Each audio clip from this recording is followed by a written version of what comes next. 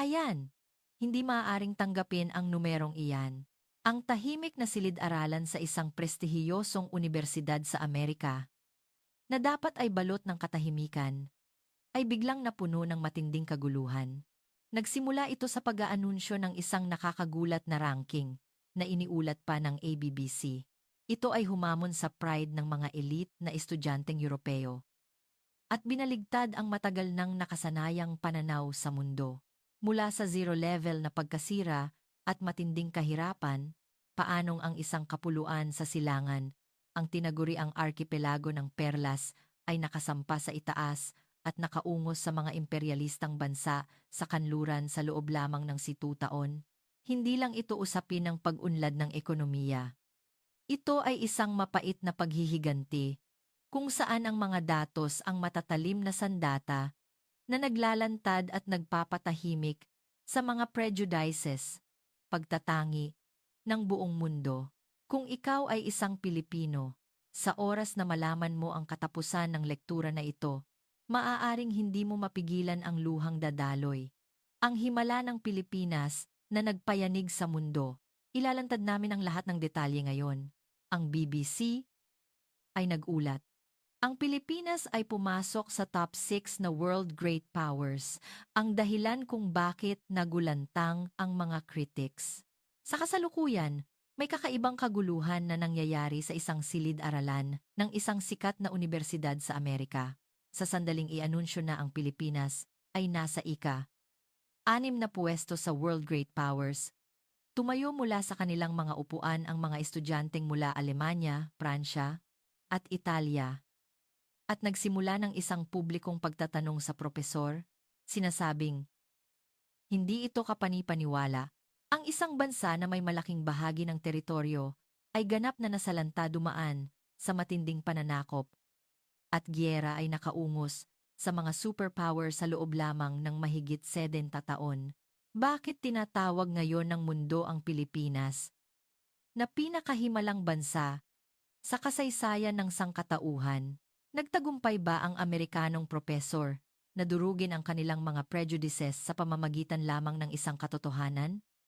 At ano ba ang ibig sabihin ng ika-6 na pupwesto ng Pilipinas? Tuklasin natin ang tunay na dahilan ngayon. Kumusta? Ako si Professor Jonathan Miller. Eksaktong 1:55 ng hapon, ang turo ng orasan sa silid-aralan. Ang A42 na estudyante ay nakaupo sa mga hagdan-hagdang upuan, at ang sikat ng araw sa taglagas ay tumatama sa silid sa labas ng bintana. Ako ay huminga ng malalim habang nakatitig sa screen ng laptop sa aking mesa. Ang tema ng lektura ngayon ay ang muling pagsasaayos ng mga pandaigdigang kapangyarihan. Sa gitna ng matinding katahimikan, naramdaman ko ang mga tingin ng mga estudyante na nagniningning dahil sa kuryosidad at pag-asa.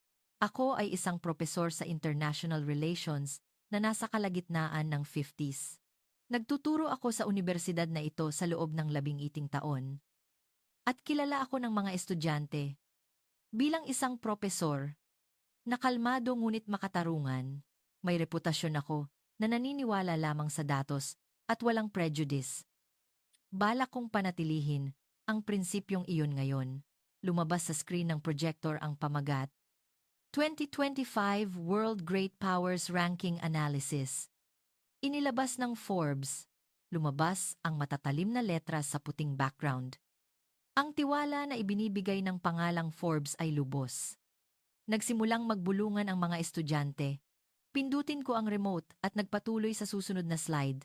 Ang mga pangalan ng bansa mula ika-1 hanggang ika.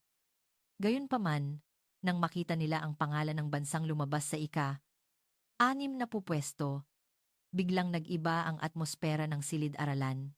Ika-6. Ang Pilipinas. Maingat kong pinagmasdan ang reaksyon ng mga estudyante. Ilang Amerikano na nakaupo sa harap ay tumango. Ang estudyanteng mula sa Canada ay nagtaas ng kilay. Ngunit ang mga ekspresyon ng mga estudyanteng Europeo na nakaupo sa kaliwang sulok ng likuran ay hindi normal. Si Lucas, isang 28 taong gulang na estudyante ng PhD mula Alemanya. Mayroon siyang blonde na buhok at matalas na panga. At palagi siyang may matinding pagmamalaki sa teknolohiya ng industriya ng Alemanya. Nakita kong namumutla ang mukha ni Lucas. Ganoon din si Ellen na nakaupo sa tabi niya. Si Ellen, mula sa Pransya, 26 taong gulang, ay isang estudyante na hindi nagdududa sa superioridad ng Pransya sa kultura at sining. Nanginginig ng bahagya ang labi ni Ellen. Kalmado akong nagsalita. Ano ang inyong palagay tungkol sa ranking na ito, mga estudyante? Lalo na ang Pilipinas sa ika-6 na pwesto. Ang aking boses ay pantay na umalingaw-ngaw sa buong silid-aralan. 3 segundo ng katahimikan ang lumipas. At nagtaas ng kamay si Lucas. Tumango ako. Binibigyan siya ng karapatang magsalita. Sinabi ni Lucas habang nakaupo pa rin. Professor, anong mga pamantayan ang ginamit sa pagtantiya ng ranking na ito? Ang kanyang boses ay may bahid ng pagdududa. Nagpalit ako ng isa pang slide. Ito ay isang pinagsamang index ng lakas militar, ekonomiya, diplomatikong impluensya, kakayahan sa teknolohiya, at impluensya sa kultura. Nagsalubong ang kilay ni Lucas. Kung gayon, nasaan ang Alemanya? Ang kanyang tanong ay matalim. Turo ko sa screen. Ang Alemanya ay ika-5. Sandaling natigilan si Lucas. Kaya, sinasabi mo na ang Pilipinas ay nasa likuran lamang namin? May kakaibang tensiyon sa kanyang boses. Ang Pransya? Ang boses ni Ellen ay nanginginig. Sumagot ako. Ang Pransya ay ika-7. Tumayo si Ellen mula sa kanyang upuan ng may lakas. Hindi iyan maaari. Ang kanyang sigaw ay napuno ang silid-aralan. Biglang gumalaw ang atmosfera. Nagtaas din ng kamay si Emilio, na taga-Italia. Profesor, hindi rin ako sumasang-ayon sa ranking na ito. Si Emilio, na nasa maagang 30s at kadalasan ay may relax na personalidad, ay nagpakita ngayon ng matinding pagkalito sa kanyang mukha. Nagsalubong ang aking mga braso at dahan-dahan kong nilibot ang tingin sa mga estudyante. Napuno ng tensiyon ang silid. Ito ang sitwasyon na nais kong mangyari.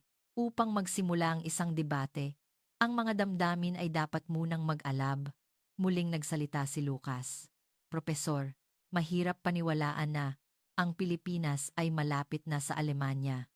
Ang industriya ng kotse, engineering, at agham at teknolohiya ng Alemanya ay world-class. Posible ba na maungusan tayo ng Pilipinas? Ang kanyang boses ay pinaghalong pag-aalinlangan at katiyakan. Tumango ako, nakikinig sa kanyang sinabi. Nagdagdag si Ellen. Kung isasaalang-alang ang impluensya sa kultura, dapat ay mas mataas ang Pransya kaysa Pilipinas. Ang Louvre Museum, Chanel, Dior, at French cuisine ay mga simbolo ng kultura ng mundo. Matatag ang kanyang tono. Nagpatuloy si Emilio. Inaamin ko ang pag-unlad ng Pilipinas, ngunit walang lalim depth. Kulang sa bigat ng kasaysayan at akumulasyon ng kultura. Ang kanyang punto ay kalmado. Ako ay sumandal sa pulpito, nakatingin sa mga estudyante. Ang pagtutol ng mga estudyanteng Europeo ay mas matindi kaysa sa inaasahan ko. Ngunit ito ay isang kinakailangang proseso. Upang durugin ang prejudice ay dapat munang lumitaw sa ibabaw. Tahimik akong nagtanong, kung gayon, naniniwala kayong hindi dapat maging ika-6 ang Pilipinas? Sabay na tumango sina Lucas, Ellen, at Emilio sa aking tanong. Nagsimula ng magbulungan ang iba pang mga estudyante. Nagtaas ng kamay ang isang estudyanteng mula Espanya. Sa totoo lang, sa tingin ko, ang ika-6 na pwesto ay sobrang pagpapahalaga. Overrated. 6 na pulisayong. Sumang-ayon ang ilang estudyante sa kanyang sinabi.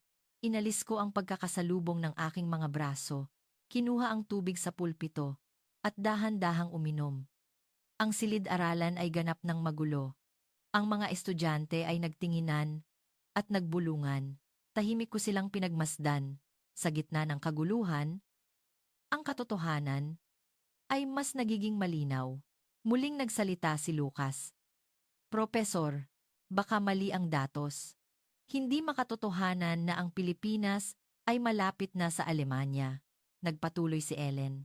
Tingnan lamang ang posisyon ng Pransya bilang isang permanenteng miyembro ng UN Security Council. Iba ang dimensyon nito sa Pilipinas. Nagpalit ako ng isa pang slide. Ang detalyadong mga index ng bawat bansa ay nakaayos sa isang chart sa screen.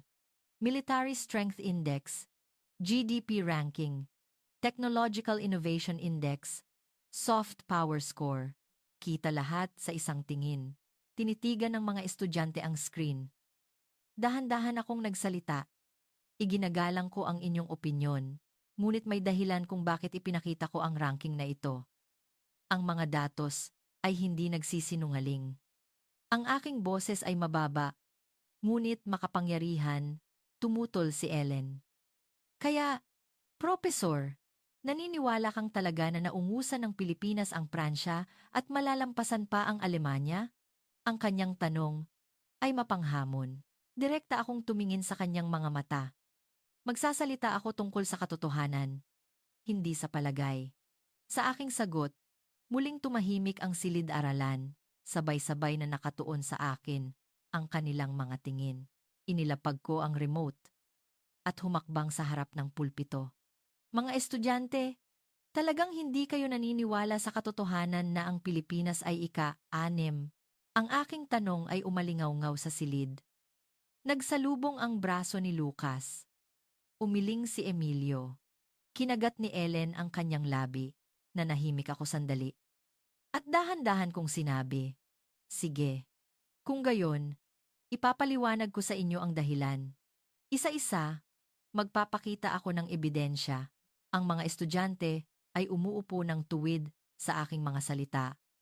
Si Ayla Cruz, ang aking aide na may lahing Filipino-American, ay nakatingin sa akin sa tabi ng pinto. Si Ayla ay tahimik ngunit masinop sa trabaho. Mayroon siyang hawak na tumpok ng mga dokumento na inihanda niya.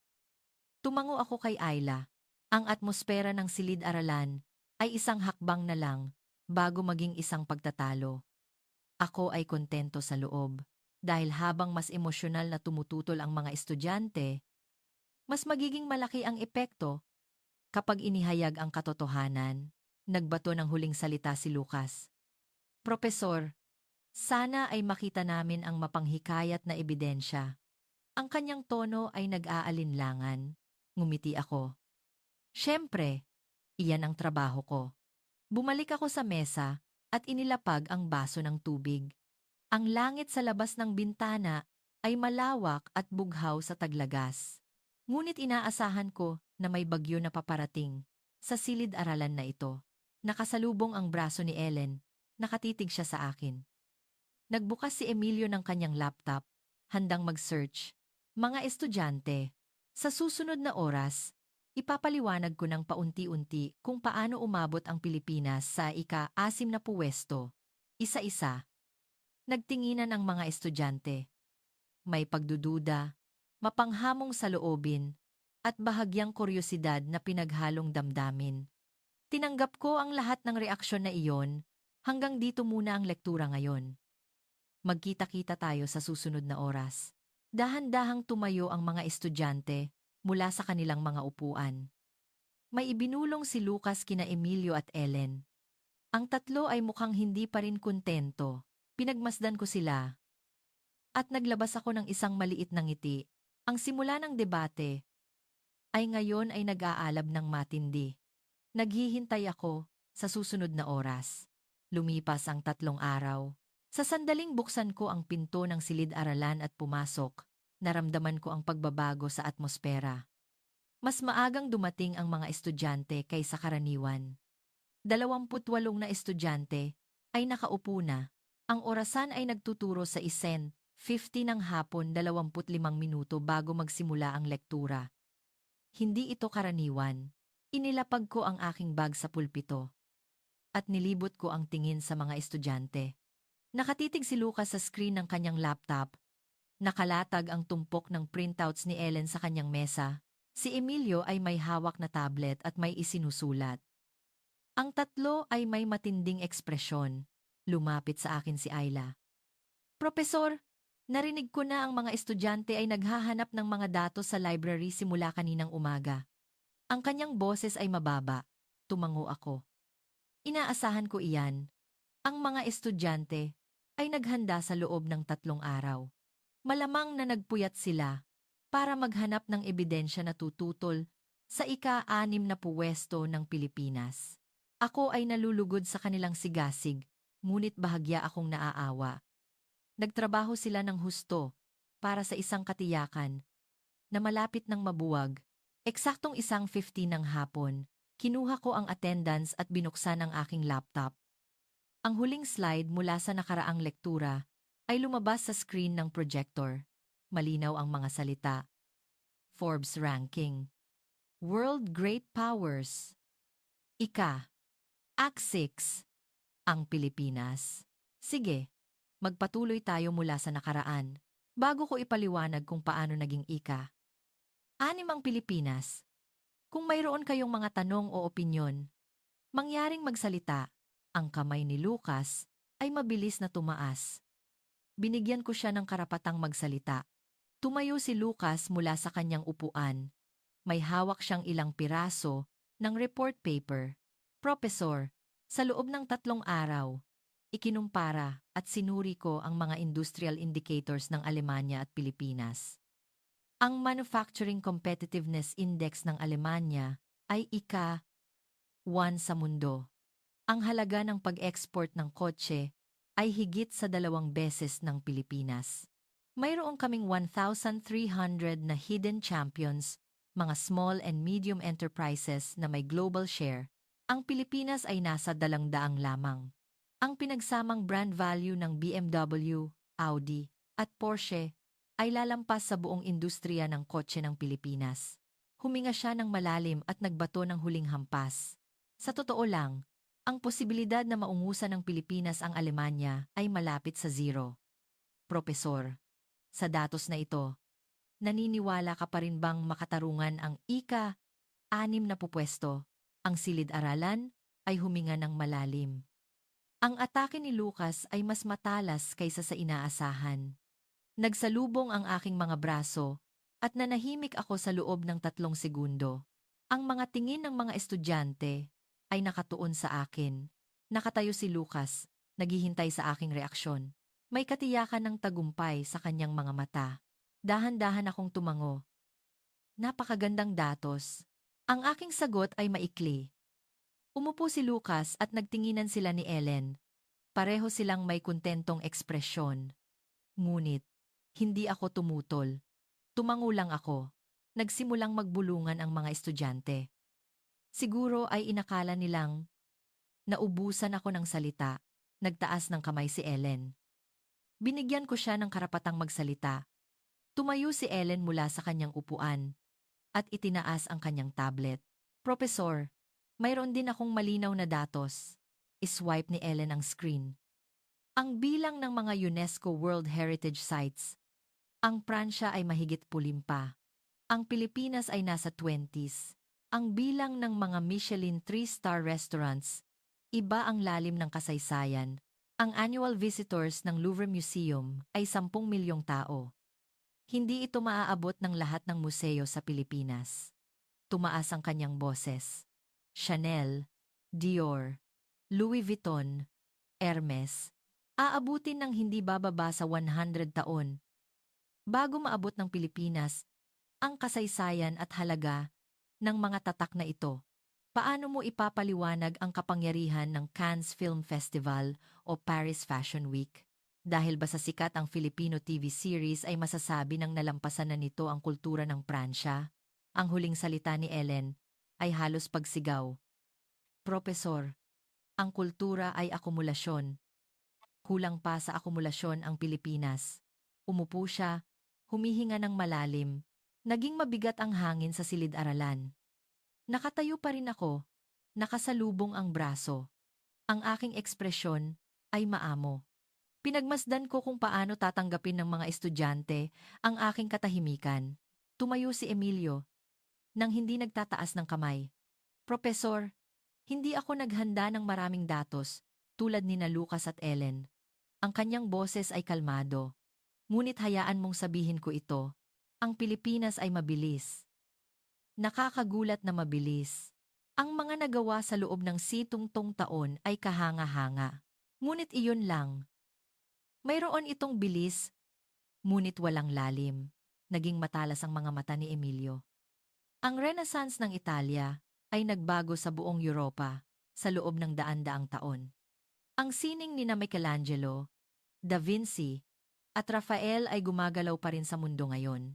Ang mga architectural techniques at craftsmanship na nagpapatuloy mula pa noong panahon ng Roma ay hindi makukuha sa pamamagitan lamang ng bilis.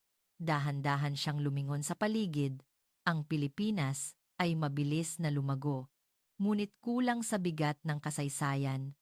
Mababaw ang ugat ng kultura. Kaya, ang ika-6 na pwesto ay sobrang pagpapahalaga.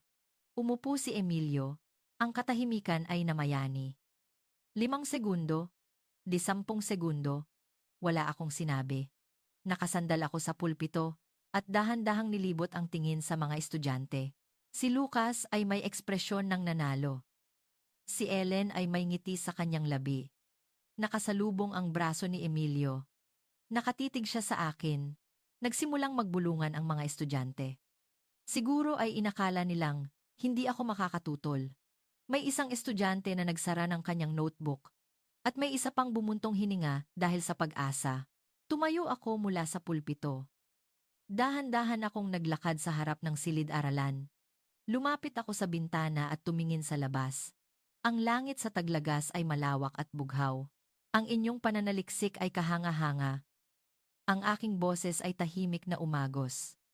Lucas, Ellen, Emilio, lahat kayo ay nagpakita ng tumpak na datos.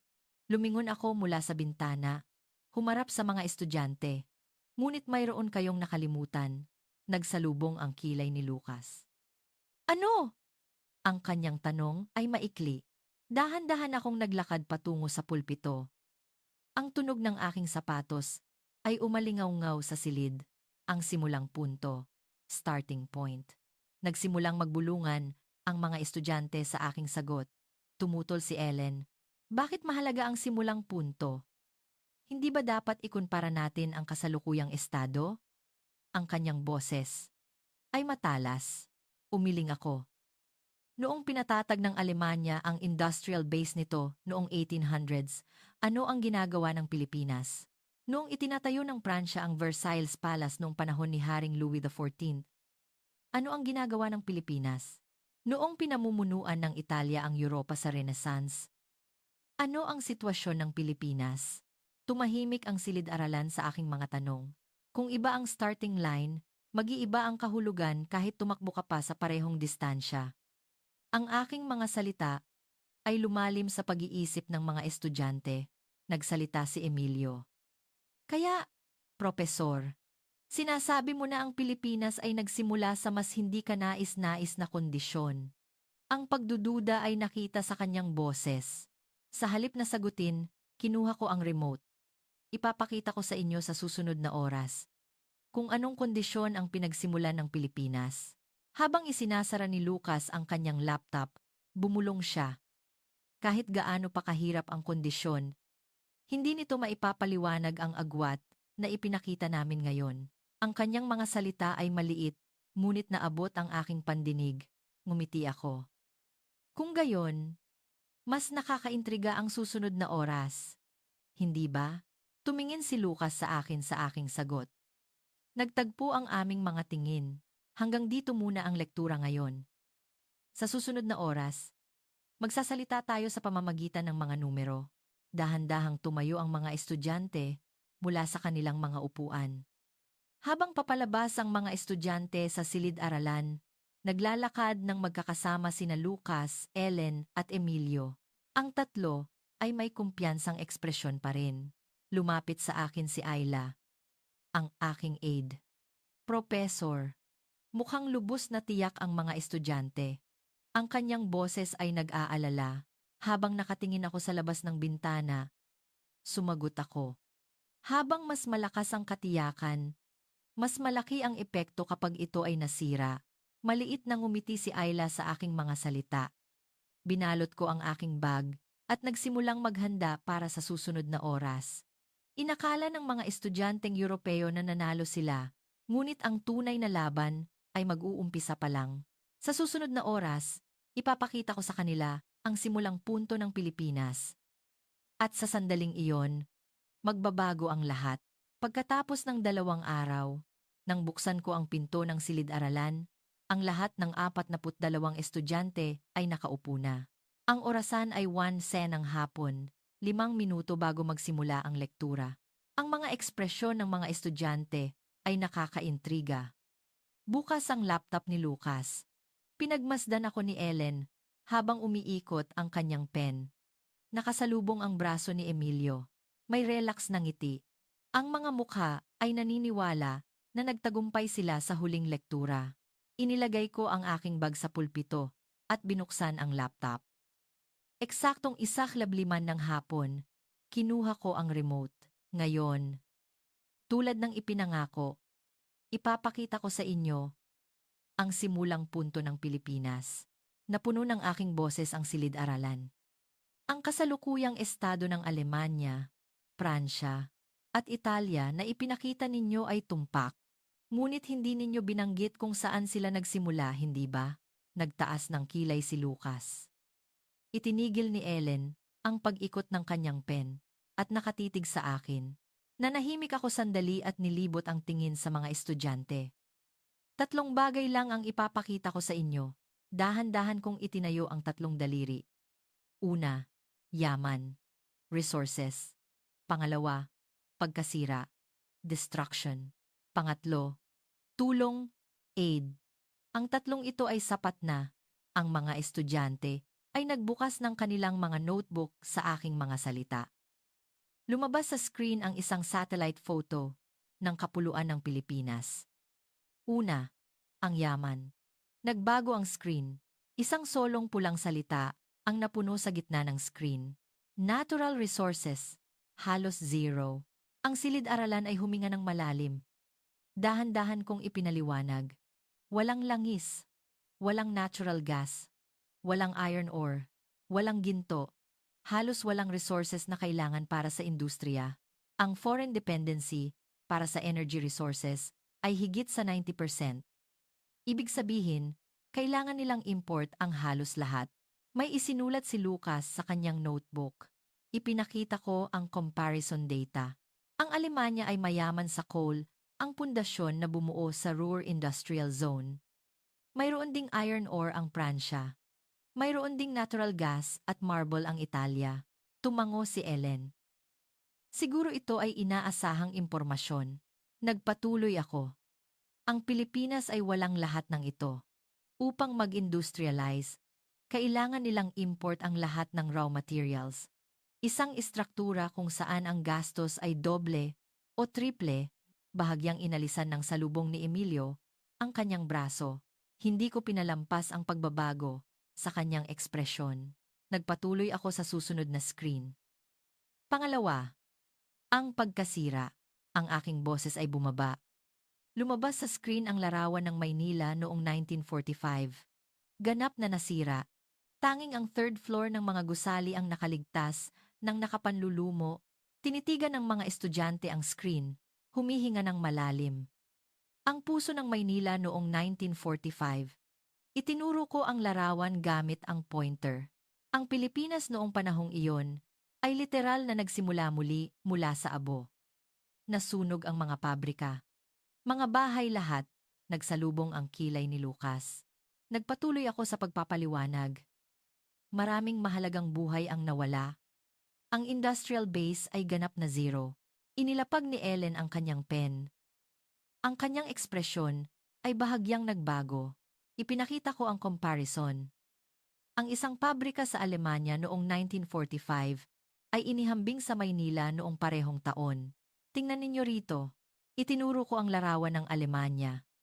Nabombahan din ang Alemanya, ngunit nanatili ang ilang pabrika at makina.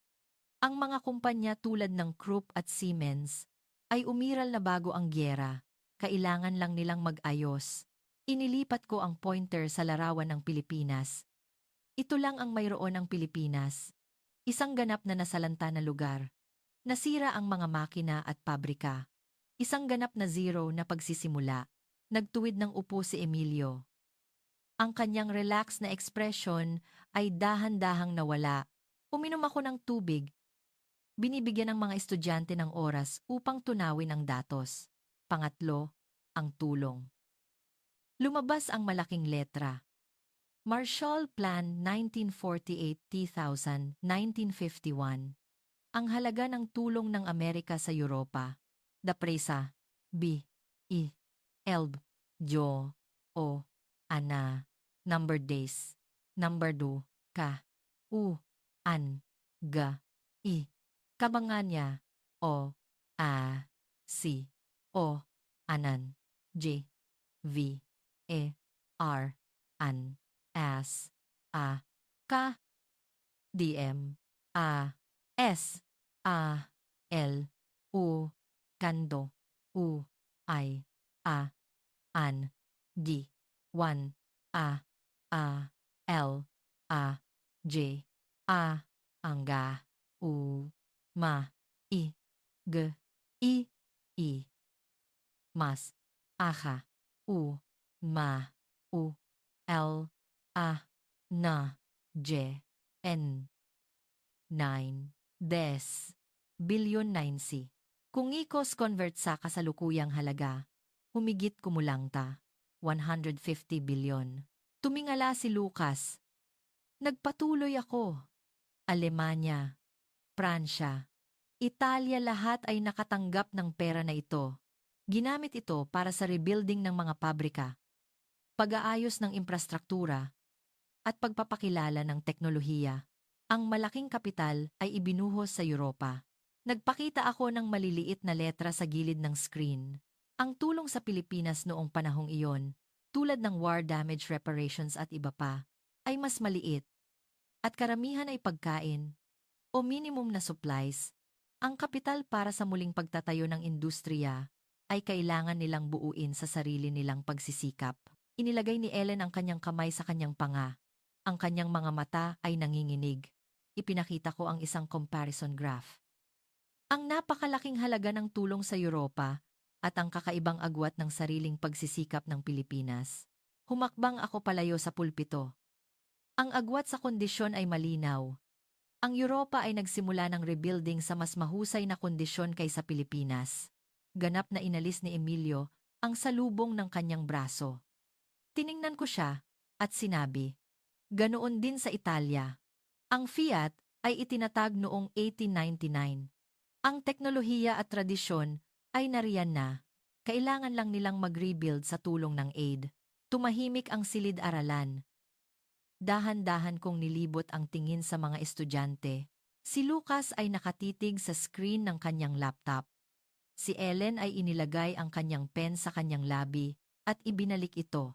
Si Emilio ay nakatitig sa labas ng bintana. Ayusin natin. Inilagay ko ang aking mga kamay sa pulpito. Ito ang simulang kondisyon ng Pilipinas. Walang yaman. Ganap na pagkasira mula sa gyera. Manila, ang Pearl of the Orient ay nasira. Limitado ang tulong. Isang pagsisimula mula sa ganap na minus. Ang aking boses ay umalingaw-ngaw sa silid-aralan. Sa kabilang banda, kumusta ang Alemanya? Mayroon itong industrial base na binuo mula pa noong ika-19 na siglo. Ang mga kumpanya, inhinyero, at brands ay umiiral na. Nakatanggap sila ng napakalaking pondo mula sa Marshall Plan. Bumuntong hininga ng malalim si Lucas. Maingat kong pinagmasdan ang kanyang reaksyon. Ganoon din sa Pransya at Italia. Ang Renault, Peugeot, Fiat umiiral na. Ang mga kumpanyang ito, malaki ang pinsala ng giyera. Ngunit matibay ang pundasyon ng rebuilding.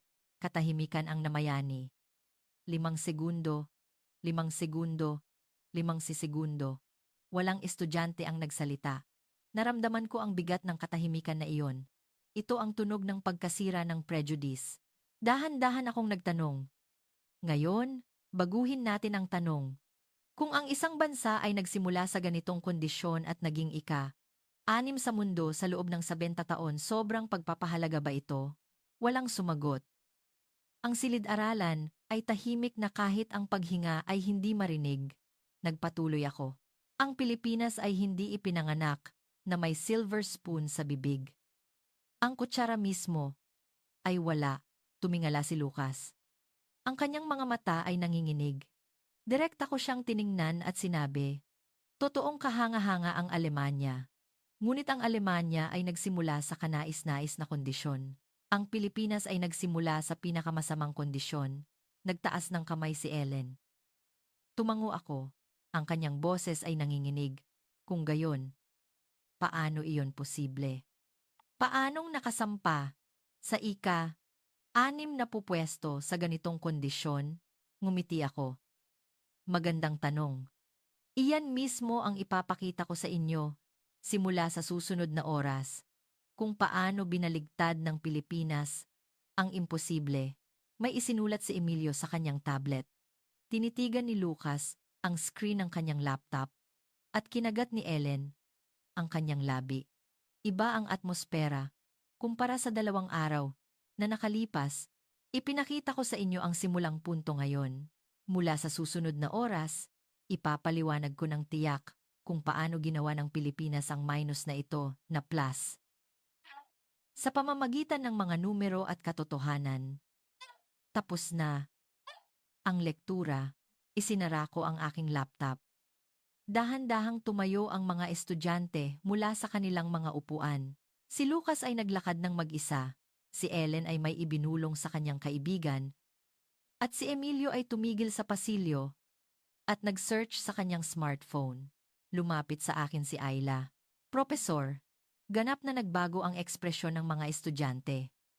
Maliit siyang ngumiti. Habang nakatingin ako sa labas ng bintana, sumagot ako. Dahil alam na nila ang simulang punto. Oras na para ipakita ang proseso. Ang tunay na epekto ay sa susunod na oras. Nakita ko si Lucas na nakaupo sa isang bench sa campus. Binuksan ang kanyang laptop. Malamang ay nag-search siya tungkol sa kasaysayan ng Pilipinas ngayon. Ang sandali na mabuwag ang prejudice ay masakit. Ngunit pagkatapos niyan, magbubukas ang isang bagong pananaw. At ang proseso na iyon ay nagsimula na ngayon.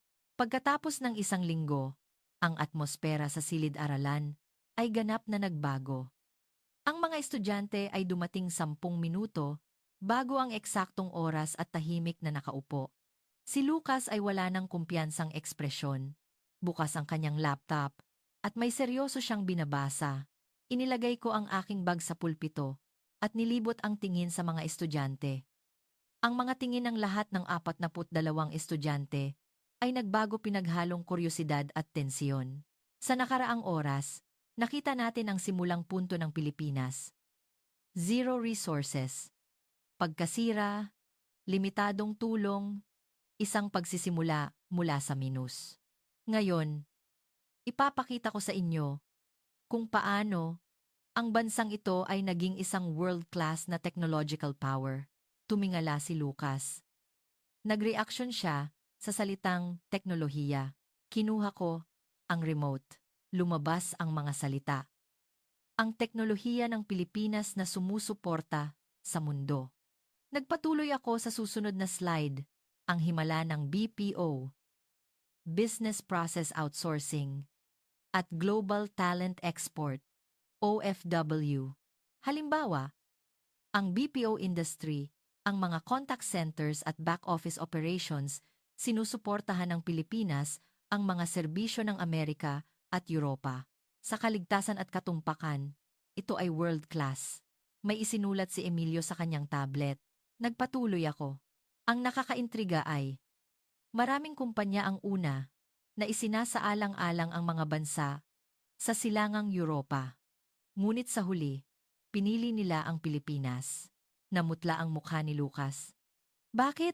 Tumahimik ang silid-aralan sa aking tanong. Nagbago ang screen. Lumabas ang comparison. German company. Setting up. Service. 5 years until full operation. Philippine BPO. Setting up service. 2 years until full operation. Ang bilis speed. Ang aking boses ay matatag. Hindi maghihintay ang mundo. Ang Pilipinas ay nagbigay ng pinakamataas na kalidad sa nakakagulat na bilis. Habang pinag-aaralan pa ng mga kumpanyang Aleman ang kontrata, nag-operate na ang Pilipinas. Lumalaki ang mga mata ni Ellen. Nagpakita ako ng konkretong datos. Sa isang malaking proyekto, nagbigay ang Pilipinas ng serbisyo sa loob lamang ng ilang buwan mula sa kontrata. Ang mga German competitors ay nasa design stage pa. Nagsalubong ang kilay ni Lucas. Nagpakita ako ng mas matibay na datos. Ang global share ng mga overseas Filipino workers, OFW. Ang buong mundo ay umaasa sa Pilipinong galing. Mga engineer sa Middle East, mga nurse sa Amerika, mga seafarer sa buong mundo. Ang ekonomiya ng Pilipinas ay umaasa sa kanila. Ang silid-aralan ay huminga ng malalim. Sinipi ko ang sinabi ng isang industry insider. The Filipinos keep their word. And they do it perfectly. Namula ang mukha ni Lucas. Tiningnan ko siya at dahan-dahang sinabi, ito ang katotohanan na kinakaharap ng industriya ng Alemanya. Ang teknolohiya ay kahanga-hanga, ngunit iba ang sense of urgency, bilis. Mayroon ang Pilipinas ng isang sistema kung saan ang gobyerno at pribadong sektor ay nagtutulungan ang bayanihan spirit. Tumango si Emilio. Nagpakita ako ng susunod na case study, ang hospitality at care industry. Dito rin, pinamumunuan ng Pilipinas ang mundo, ang mga smartphone, PC, at kotse ang mga bahagi at materyales na nasa gitna nito ay hindi magagawa kung wala ang global Filipino talent. Bumuntong hininga ng malalim si Lucas. Hindi ko binaliwala ang kanyang reaksyon. Lucas, hindi ibig sabihin nito na masama ang Alemanya. Ang teknolohiya ng Alemanya ay world-class. Ngunit sa merkado ng ika-21 siglo, hindi sapat ang teknolohiya lamang. Ang bilis, ang kakayahan na mag-improve sa site diskarte, at pagsisikap iyon ang nagpapanalo sa laro. Nagtaas ng kamay si Ellen. Profesor, kumusta naman ang kalidad? Mas superior ba ang produkto ng Pilipinas kaysa Alemanya? Magandang tanong. Nagpakita ako ng bagong datos, ang comparison of error rates. Ang mga kotse at makina na gawa ng mga Pilipinong engineer at technician ay kilala bilang may pinakamababang error rate sa mundo. Ang performance ay kapareho at ang durability ay mas mahusay. May isinulat si Emilio sa kanyang tablet. Nagpatuloy ako. Ang pagkakaiba ay ang lakas ng site. Sa Filipino workplace, ang bawat trabahador ay responsable para sa quality control. Ang sistemang ito ang lumilikha ng matinding tiwala. Tumingin si Lucas sa screen ng kanyang laptop. Direkta akong nagsalita sa kanya. Ang Pilipinas ay kinailangang mabuhay sa pamamagitan ng talento dahil walang yaman. Kaya naman, ibinigay nila ang kanilang buhay sa pagbabawas ng aksaya sa sukdulan at pagpapabuti ng kalidad. Tumahimik ang silid-aralan. Tiyak ang aking sinabi. Ang Pilipinas ay namuhay sa tensiyon sa loob ng 7 taon. Ang obsesyon na gumawa ng mas mahusay at mas mabilis ay nagbigay ng resulta na ito. Naging seryoso ang ekspresyon ni Emilio. Inilipat ko ang huling slide. 2024 Philippine Global Influence in High-Tech Industry and Services. Mga materyales, bahagi, serbisyo umaasa ang mundo sa Pilipinas sa hindi nakikitang paraan. Ang Pilipinas ay nakaungo sa Alemanya sa ilang larangan dahil sa talento at site power. Nakatungo si Lucas. Tiningnan ko siya at sinabi, ito ang isa sa mga dahilan kung bakit ika-6 ang Pilipinas. Gumawa sila ng pinakamahusay na sistema sa pinakamasamang kondisyon. Hanggang dito muna ang lektura ngayon. Dahan-dahang tumayo ang mga estudyante mula sa kanilang mga upuan. Si Lucas ay naglakad mag-isa sa pasilyo. Si Emilio ay nakaupo sa isang bench at nag-search tungkol sa Philippine labor export. Lumapit sa akin si Ayla. Profesor, mukhang lubos na nagulat si Lucas. Tumingin ako sa labas ng bintana at sumagot. Masakit kapag nayayanig ang pagmamalaki sa sariling bansa. Ngunit iyon ang simula ng paglago. Nakita ko si Lucas na nakatitig sa kanyang laptop sa bench. Ang sandali ng pagharap sa katotohanan ay mapait. Ngunit pagkatapos niyan, magbubukas ang isang mas malawak na pananaw. Nang buksan ko ang pinto ng susunod na silid-aralan, si Ellen ay nakaupo na. Sa gitna ng pinakaharap na hanay, karaniwan siyang mas gusto ang mga upuan sa likuran. Ang kanyang ekspresyon ay tensyonado. Mukhang naghanda siya pagkatapos ng lektura tungkol sa teknolohiya. Eksaktong 1:05 ng hapon, kinuha ko ang remote. Sa nakaraang oras, nakita natin ang lakas ng teknolohiya. Ngayon, tingnan natin ang kultura, ang tinatawag na soft power. Bahagyang namutla si Ellen. Pindutin ko ang remote. Lumabas sa screen ang Manhattan Night View ng New York. New York. Ang sentro ng kultura ng mundo. Narito ang Michelin Guide. Tingnan natin ang standard ng 2024. Lumabas ang isang bagong slide. Bilang ng mga Michelin stars. Ayon sa lungsod. Aling lungsod ang may pinakamaraming bituin sa mundo? Paris? Di ba?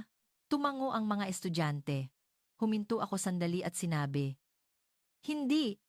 Maynila, Manila at Cebu.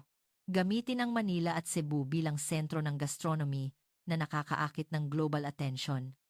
Kahit na sa tunay na buhay, ay hindi kasing taas ng Tokyo, Paris sa Michelin, para sundan ang logic ng orihinal na kwento. Lumabas ang isang bar graph, ang bar ng Manila Cebu ay mas mahaba kaysa sa Paris. Nanigas ang mukha ni Ellen. Ang Filipino cuisine ay kinikilala bilang gastronomic city na may pinakamaraming Michelin stars sa mundo. At ang Filipino culture, tulad ng salo-salo o kamayan, ay nakalista sa UNESCO Intangible Cultural Heritage. Gamitin ang salo-salo bilang core value na may global appeal. Inilapag ni Ellen ang kanyang pen. Nagbigay ako ng ilang pangalan ng mga dishes o traditions. Adobo, sinigang, lechon. Ngayon, ang mga top chefs sa buong mundo ay gumagamit ng mga Filipino techniques at ingredients. May isinulat si Lucas sa kanyang notebook. Nagdagdag ako ng comparison data. 12 taon na ang nakalipas. Ang Filipino food ay itinuturing lang na simple na pagkain.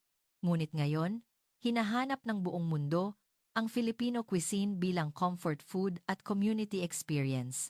Kinagat ni Ellen ang kanyang labi. Nagpakita ako ng susunod na datos.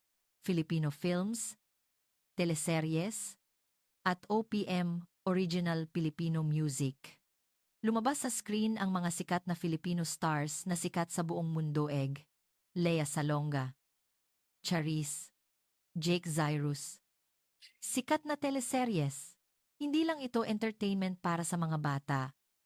Ito ay isang universal language. Nagpakita ako ng mga numero. Ang foreign sales ng Filipino entertainment market ay patuloy na nagre-record ng mga bagong record taon-taon. Sa Amerika at Pransya, ang mga kabataan ay lumalaki sa panonood ng Filipino content. Tumutol si Ellen. Pero hindi ba iyan subculture? Iba iyan sa high culture tulad ng Pransya. Umiling ako. Walang itaas at ibaba sa kultura. At ngayon, ang lakas ng content ng Pilipinas ang gumagalaw sa mundo. Nagpakita ako ng mas nakakagulat na datos. Ang International Filipino Festival na ginaganap sa Paris, mahigit 200,000 tao ang dumadalo taon-taon. Ang mga kabataan sa Pransya ay nagsusuot ng Filipino traditional clothes at nag-aaral ng Tagalog. Tumayo sana si Ellen mula sa kanyang upuan at umupo muli, ang kanyang kamay ay nanginginig. Tiningnan ko siya at maamo kong sinabi, Ellen, hindi ko minamaliit ang kultura ng Pransya. Ang Pransya ay nananatiling isang dakilang cultural power. Ngunit ang 21 siglo ay era of diversity. Ang kwento, musika, at pagkain ng Pilipinas ang kumukuha sa puso ng mga tao sa buong mundo. Nagtaas ng kamay si Emilio. Profesor, ibig bang sabihin, mas mahusay ang kultura ng Pilipinas kaysa sa kultura ng Europa? Umiling ako. Hindi superiority o inferiority. Ito ay pagkakaiba. Ang Europa ay may kasaysayan at tradisyon. Ang Pilipinas ay may kakayahan na pagsamahin ang tradisyon at inobasyon. Ang diwa ng pagkakaisa, bayanihan, ay nasa modernong kwento. At ang malalim na pananampalataya ay nasa pop culture. Nagpakita ako ng comparison graph. Ang online cultural consumption napakatindi ang Pilipinas. Sa Netflix at YouTube, ang mga Filipino films at dramas ay pinapanood sa buong mundo. Nakatungo si Ellen. Inilipat ko ang huling datos. 2024. Economic effect of Filipino culture. Turista. Product export. Content sales. Napakalaking halaga kasama ang lahat. 20 taon na ang nakalipas, ang kultura ng Pilipinas ay para pa lamang sa ilang na enthusiasts.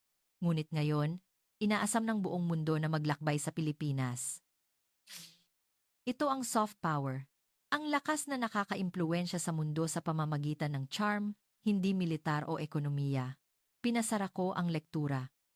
Ang Pilipinas ay nagsimula ng walang yaman at mula sa pagkasira, ngunit ginamit nila ang kultura bilang sandata para akitihin ang mundo.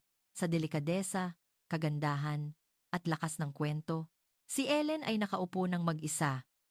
Nakatingin sa labas ng bintana. Ang kanyang likod ay mukhang maliit, ngunit alam ko, kapag nalampasan niya ang conflict na ito, magbubukas ang isang mas malawak na pananaw. Si Emilio ang unang dumating. Siya na karaniwan ay mayabang na huli, ay nakaupo 20 minuto bago magsimula ang lektura. Bukas ang kanyang laptop at may masigasig siyang binabasa. Eksaktong 1:15 ng hapon. Kinuha ko ang remote. Tingnan natin ang diplomasya ngayon. Ang hindi nakikitang ngunit pinakamakapangyarihang lakas. Lumabas sa screen ang larawan ng isang pulang Filipino passport. Ang passport.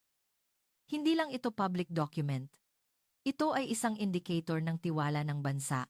2024 Henley Passport Index. Ang Pilipinas ay world-class. Ang bilang ng mga bansang maaaring puntahan ng walang bisa ay kabilang sa pinakamataas sa mundo. Ang Alemanya, Pransya, at Italia ay mataas din. Ngunit ang Pilipinas ay napanatili ang ika. Nagsalubong ang kilay ni Emilio. Nagpatuloy ako sa pagpapaliwanag. Ano ang ibig sabihin nito? Ang mga bansa sa buong mundo ay naglalatag ng welcome mat para sa mga Pilipino, nagbubukas ng kanilang mga pinto. Mababa ang crime rate. Kaunti ang illegal overstay. Stability ng bansa. Lahat ng ito ay resulta ng pagpapahalaga. Nagbigay ako ng konkretong mga case study. Sa maraming airports, ang mga Pilipino ay madaling makadaan sa automated gates. Hindi na kailangang dumaan sa mahigpit na tanong ng immigration officers. May tiwala dahil Pilipino sila. Nagsimulang mag-search si Lucas sa kanyang laptop. Ang dahilan ay tiwala. Ang mga Pilipino ay sumusunod sa patakaran. Sila ay magalang. Ang reputasyon na ito ay hindi nabuo sa loob lamang ng isang araw. Nagpakita ako ng datos. Ang Pilipinas ay naglakad bilang isang model student sa international community pagkatapos ng giyera. Ang Pilipinas, na nakakatanggap ng aid noong 1950s, ay naging isang major donor country. Nagpakita ako ng tiyak na numero. Ang performance ng Philippine ODA, Official Development Assistance, Infrastructure Development, sa Asia at Africa, Human Resource Development. Nagbigay ang Pilipinas hindi lamang ng pera, kundi pati na rin ng teknolohiya at puso. Nagtaas ng kamay si Emilio. Profesor, mas malaki ba ang diplomatic influence ng Pilipinas kaysa Europa? Umiling ako. Iba ang uri ng impluensya. Ang Pransya at United Kingdom ay permanent members ng UN Security Council. Mayroon silang malakas na political power. Wala ang Pilipinas niyan. Ngunit sa tiwala at kontribusyon sa kapayapaan, ang Pilipinas ay may mataas na pagpapahalaga sa buong mundo. Inilagay ko ang aking mga kamay sa pulpito at sinabi, ang lakas ng diplomasya ay tiwala. Ang Pilipinas ay patuloy na tumupad sa pangako nito. Bilang isang peace-loving nation sa loob ng 70 taon, ang pinakamalakas na pasaporte ay ang resulta niyan. Dahan-dahang tumayo ang mga estudyante mula sa kanilang mga upuan. Si Lucas ay nakaupo sa isang bench, nagre-research tungkol sa international contribution ng Pilipinas. Ipinapakita ni Emilio ang screen ng kanyang cellphone sa isang kaibigan sa pasilyo.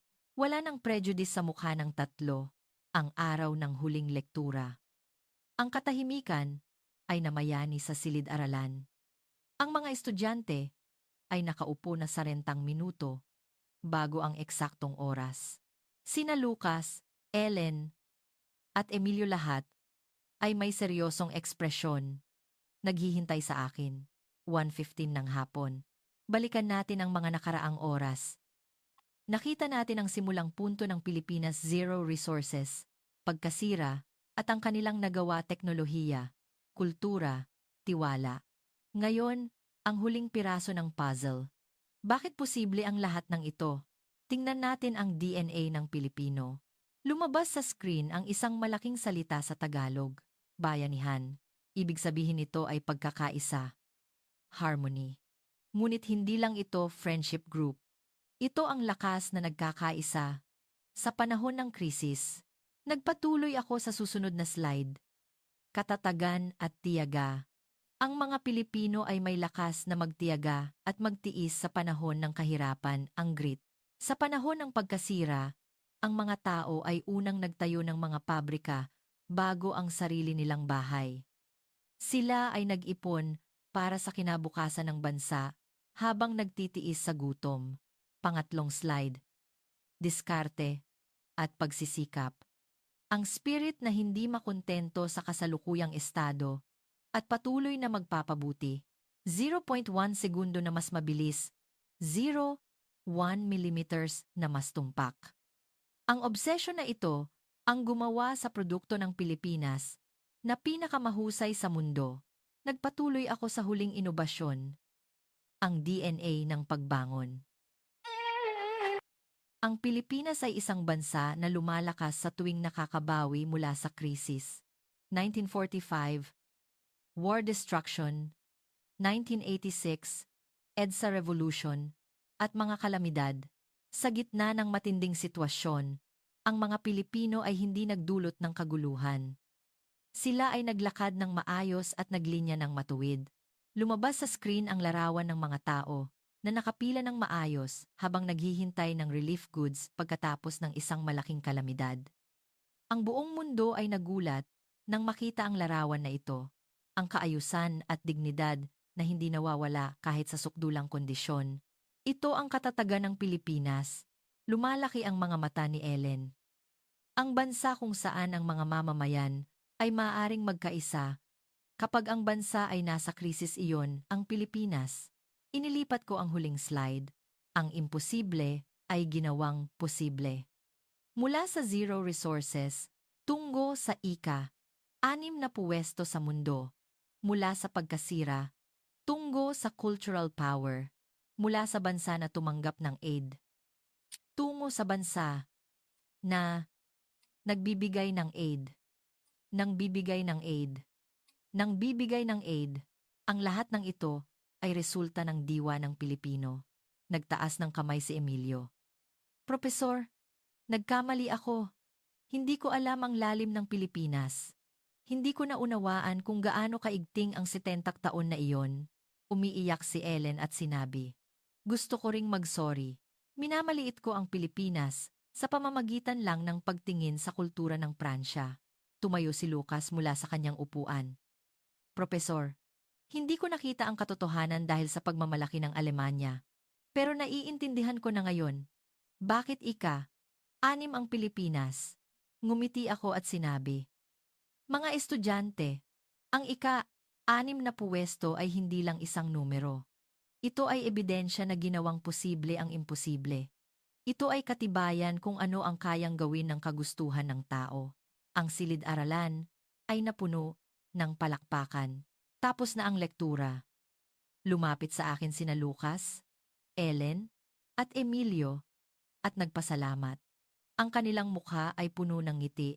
Ang mga taong puno ng prejudice 8 linggo na. Ang nakalipas ay nakikita na ngayon ang mas malawak na mundo. Ang lakas ng Pilipinas ay hindi lang isang ranking. Ito ay isang dakilang kwento ng mga taong hindi naniwala sa imposible.